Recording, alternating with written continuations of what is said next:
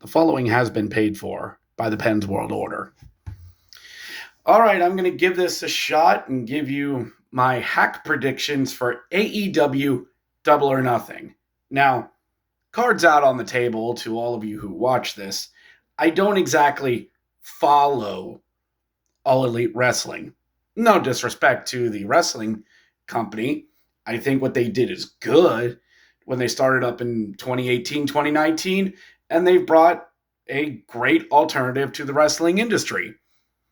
Before all of you start complaining, I was there with WCW in 1998, boys and girls. I was there. I lived through it. But it's hard for me to get all tingly over a company that it seems like a fan base demands that you watch New Japan and ROH just to get in the door. So I don't know a lot of these names as I should. I recognize names like Kazuchika Okada did great work in Japan. Kenny Omega is a thing. There are guys that have gone from the E to AEW and succeeded. There are guys that have gone there and failed. There are guys that have gone from AEW to WWE and succeeded and beyond. It's a company where you can go when the big E doesn't work. It's a company that's built up and merged ROH that in the long term may have done more harm than good. But we shall see. AEW's been on an interesting arc ever since the Brawl Out, Fallout, and CM Punk decided to go back to his old girlfriend. The company seems to be in a rebuilding phase, trying to get its spark back, trying to get back to where it was in 2022. It's a tall hill to climb, especially since the old man retired in the other company. AEW realizes, oh crap, we just can't live off of anti-WWE, well, we can't say hate, anti-WWE disliking. But anyway, I'm rambling. Their annual show, Double or Nothing, was started back in 2019 when the company got underway. The event used to be held in Las Vegas, Nevada, there at T-Mobile Arena. This year, 30,000 filthy, dirty, sweaty marks will descend on Arizona this year at the Desert Diamond Arena there in Glendale, Arizona. Good luck to them. Maybe the former home of the Arizona Coyotes? Perhaps. Anyway, that's not what we're here for. 7 matches are on the board here. This ain't like the 12 we're going to get it all in. Because all in this year, we did back-to-back years at Wembley. They're going to Texas this year. And then they're going to Canada at the end of the summer. So I think I might do all in as well. Hockey's winding up rather quickly. I got to do something to fill the content time until the Violent Ice Circus comes back. 7 matches are on the board. Yes, I'm wearing a Star Wars jersey. I don't care. Let's get into this. So we start with a non-title matchup. There's probably going to be some 0-hour matches put onto this. Fine. I don't do pre-show stuff on the E. Got to keep it consistent in AEW. So we start with Nigel McGuinness and Daniel Garcia taking on FTR. FTR, a pure throwback to 80s tag team. No flips, just kicks is what they call themselves. And they are quite good at the tag team wrestling. They're very good at what they do. Recently turned heel because, well, I guess they're better as heels. They smashed Cope in the face with a chair. Now, God, okay. With a chair, and they're taking on Nigel McGuinness and Daniel Garcia. Again, I don't know too much about the product, but if you're building up, well, FTR, get them a win. I know the heel turn was recent-ish, but give me FTR in this. You know, they're good at what they do. They're stupidly good at tag team wrestling and what they do, and you keep winning, and you keep that boat going. Up next is Mark Briscoe versus Ricochet in a stretcher match. In a stretcher match, there are 2 ways that can go. One, you put your opponent on a stretcher, wheel them up to a certain line there on the ramp, and the match is over. I think this one is, from what I've heard, it's on a stretcher, in an ambulance, and you win the match. Wouldn't that be an ambulance match? I'm thinking too much. So, Ricochet, Trevor, left the Big E, approached it on social media like he broke up with his ex-girlfriend and like, hey, I'm with my new babe. Everything's great, bro. has turned heel, been in bleep thing heel, and he wears glasses now. Sure, taking on Mark Briscoe, who fortunately lost his brother over a year ago. I don't know if he's still ROH champion. I don't know. Send me an answer down in the comments if he is or not. But Mark Briscoe is a big boy. Weird teeth, but big boy. And Ricochet, he's a great flyer and can get around the ring and does really great athletic stuff when you need him to. This is a great clash of styles. Good type of match. Should be fun. I'm going to take Ricochet in this. Ricochet and Swerve Strickland had a really good rivalry for a couple of months, what I saw. And, you know, are they really going to put the AEW title on Ricochet at some point? I mean, call me crazy. Thank you. Call me crazy, but he seemed like a good guy to do it with. I mean, I know him and Swerve Strickland had a feud already for the title. It could work between those two. Anyway, up next, the Owen Hart Memorial Cup. This is really great to see. Beautiful. Every year the finals happen at Double or Nothing. Julia Hart easily gave her blessing to do this. A memory to her late husband. Absolutely beautiful. So the men's finals is Hangman Page versus Will Ospreay. The winner gets a title shot at All In. So, where do we go in this? Hangman Page already had his run at the title. Got it, had the title, and fell under what happened when most babyfaces win a world title, the now what syndrome. They didn't know what to do with them when he won the title because the chase was so darn good. Then you have Will Ospreay, your new shiny toy, who a lot of people in that company love. A lot of people who watch AEW love this guy. The man is stupidly, absurdly athletic. Great at what he does. He is worshipped every inch of the ring that man works in. So, who wins to get the title shot? Who wins? You're not going to Wembley, or else it would be obviously Will. But do you run it back with Hangman Page and maybe hope this is different? I think I'm going to take Will Ospreay in this. It's just too good. Ospreay and Mox. You know, if Mox is supposedly this great evil, it seemed like Ospreay could be that good enough to take him. And you're not telling me AEW fans would drool at a possible Ospreay and Kenny Omega feud? Trust me, I may not have seen prime Kenny Omega in New Japan, but I know the name. And all of you do too. So, yes, it makes sense for either man. But I think Will Ospreay makes a little bit more sense. Give me Will Ospreay, your men's Owen Hart Cup championship. Over on the women's side, it's Mercedes Moné, the wrestler formerly known as Sasha Banks, taking on Jamie Hayter. Hey, did you know Mercedes Moné used to be Sasha Banks and she hates WWE and will tell you every moment she can? No? Good.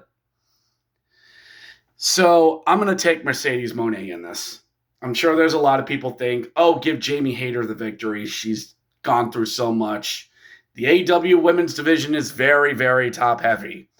You might have Timeless Toni Storm and Mercedes Moné, and you have everybody else down here. The thing is, Moné wins this. Give me Timeless Toni Storm and Mercedes Moné. I've seen what Timeless Toni Storm does. She is great. She's beautiful. She's awesome. It is a dirty version of a modern Marilyn Monroe, and I love it. And if you watch how she does promos, she does too. But I think it just makes too much sense to have Mercedes Moné go through all this and have her not win it. Since she has had that TBS title since, it escapes me at the moment. But give me Mercedes Moné. I just have her work her way toward Toni Storm. That's what we're going toward anyway. Up next, for the AEW World Tag Team Championships, Bobby Lashley and Shelton Benjamin take on the Pride of Texas, Dustin Rhodes and Sammy Guevara. Bobby Lashley has started the Hurt Business 2.0 there in AEW, and I don't mind Big Bob going off to the other company, starting up there and working his trade there. TNA, Bobby worked out. You know, him as a big, honking business guy who can throw you around the ring. He's done some really good character work. I just don't buy why MJF is trying to get into this. Why do you have MJF wanting to get in the Hurt? Whatever. This reeks of Sami Zayn in the Bloodline. This reeks of what Sammy did. Cut, paste. Why MJF a heel? A damn good heel. One of the best talents of this generation. What does he need the Hurt Syndicate for? Why? Because he needs acceptance? Because he need... I'm getting distracted. As much as I hate to admit this, this feels like a bathroom match for this. And it sucks. Because I'm sure AEW fans don't go to the bathroom during their pay-per-views because they might miss the action. I'm going to hell. I'm kidding. I'm kidding everyone. Bobby and Shelton win. There's no reason to believe Storm and Sammy Guevara would win this, and there's no reason to. Keep as much gold on Bobby as you can. Protect that man. So up next for the AEW Women's Championship, it is Timeless Toni Storm versus Mina Shirakawa. Who? Let's not get into that. I will take Timeless Toni Storm all day, all night, and twice on a Sunday. 3 times if needed. So, I love Timeless Toni Storm. Her promos are great. Yes, I know. She does a lot of double entendres. She says dirty words. She speaks in an elegant form. She's the AEW version of Rarity. She is... Sorry, I went to a weird place. But yes, she does all this. And they tried getting her out of Timeless Toni Storm for a couple of months and had her be just Toni Storm. Not remembering who she was as Timeless Toni Storm. But then she just cut the promo of a lifetime on a collision and became Timeless Toni Storm again, and the peasants rejoiced. Yay. So there is no reason to take the belt off of Timeless Toni Storm. Not here. This is all heading toward Toni and Mercedes at All In. Do it, AEW. Do it, you cowards. Give us that matchup. Give them 25 minutes. Tear the house down and call it a night. They're at Globe Life Field. They're in Texas. And lastly, it is main event o'clock, everyone, as it's Anarchy in the Arena. So what is Anarchy in the Arena, everyone? It's just basically an excuse.